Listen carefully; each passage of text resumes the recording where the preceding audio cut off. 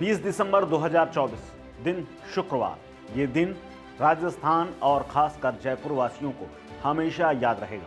सर्दी का मौसम, सुबह सुबह का वक्त करीब 5:30 बजे गैस से भरा हुआ एक टैंकर यू टर्न लेता है। पीछे से आ रहा एक ट्रक टक्कर मार देता है, जिसके बाद नोजल टूट जाती है। गैस करीब 80 टन गैस हवा में फैल जाती है और इसी दौरान टक्कर से हुई घर्षण से पैदा हुई आग फैल जाती है गैस के साथ और इस गैस में 40 गाड़ियां चपेट में आ जाती है। पूरा इलाका गैस चेंबर में तब्दील हो जाता है। 800 मीटर तक जयपुर हाईवे में गाड़ियां जहां तहां चलने लगती है। यह हादसे के बाद की तबाही की तस्वीरें हैं। 10 से ज़्यादा ट्रक इस आग की चपेट में आए।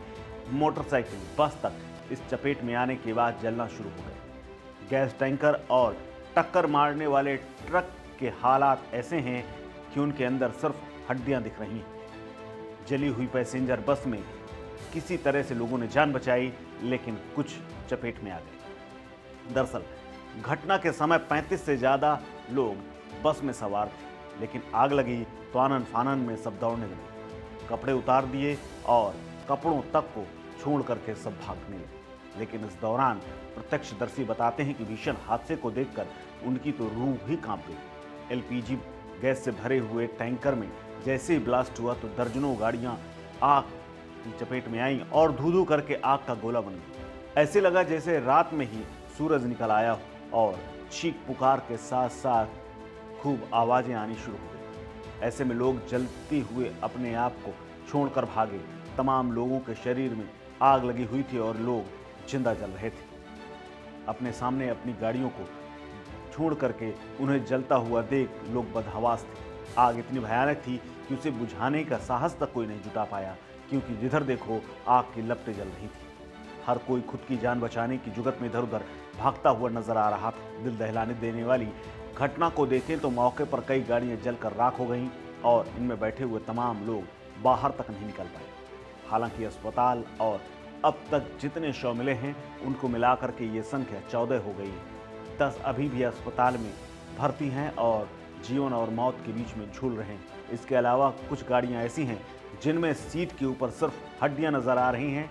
कोई शिनाख्त की स्थिति नजर तक नहीं आ रही। रेस्क्यू टीम को इन गाड़ियों के अंदर हड्डियां देख करके उनकी भी रूह कांप गई।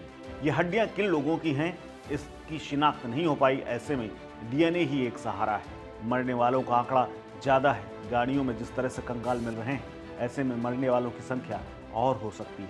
इस भीषण दुर्घटना में कई मृतकों के शव इतनी बुरी तरह जले हुए थे कि इनको पहचान पाना तक मुश्किल है। पुलिस काफ़ी मशक्कत के बाद सिर्फ 6 शवों की पहचान करा पाई। ऐसे में शवों की पहचान के लिए सरकार ने डीएनए टेस्ट कराने का फैसला लिया है। मृतकों के डीएनए सैंपल जाँच के लिए भेजे गए हैं। जयपुर के सवाई मान सिंह अस्पताल के मॉर्चरी में टेस्ट के लिए सैंपल लिए गए हैं और 600 ऐसे हैं जिनकी शिनाख्त नहीं हो पा रही है। शुरुआती जांच में ये भी सामने आया है कि आग में जलकर जो बस खाक हुई उसका परमिट पिछले साल यानी 16 महीने पहले ही एक्सपायर हो चुका था, जबकि ऑल इंडिया परमिट उसका जुलाई में। हादसे के वक्त एक महिला सिपाही भी चपेट में आई जिसकी मौत हो गई। दुखद बात यह है कि उसका एक बेटा और एक बेटी है। वो ड्यूटी से लौट रही थी घर और तभी ये ब्लास्ट हुआ और उसकी चपेट में 28 साल की महिला कांस्टेबल जिसका नाम अनीता मीणा है, उसकी मौत हो गई। उसका शव भी इतनी बुरी तरह से जल गया था कि उसकी पहचान उसके पैरों में पहनी हुई बिछिया से की गई। वहीं ऑटो चालक शत्रुघ्न ने बताया कि टक्कर के बाद जोरदार धमाका हुआ और उसका चेहरा भी झुलस गया। वो तुरंत अपने ऑटो को छोड़ करके भागता हुआ नजर आया और किसी तरह उसने अपनी जान बचाई। जयपुर के अजमेर नेशनल हाईवे पर हुए इस भीषण कांड से पूरा देश हिला हुआ है। इसके अलावा भ्रष्टाचार की भी पोल खोलता है, क्योंकि अगर आरटीओ ने सही वक्त पर यह चेक किया होता तो स्लीपर बस में सवार 20 पैसेंजर जो झुलसे हैं वो किसी तरह से बच जाते। फिलहाल अब इस मामले की जांच हो रही है और जांच के बाद क्या निकल करके आएगा, लेकिन इस जांच पड़ताल और सजा से क्या जिनकी जानें गई हैं, जिन्होंने अपने अंग खोए हैं, क्या वो वापस लौटा पाएंगे? ये तमाम सवाल हैं इस हादसे के बाद जो अभी भी गूंज रहे हैं। इस खबर में फिलहाल इतना ही। अपडेट्स के लिए बने रहिए वन इंडिया हिंदी के साथ। नमस्कार।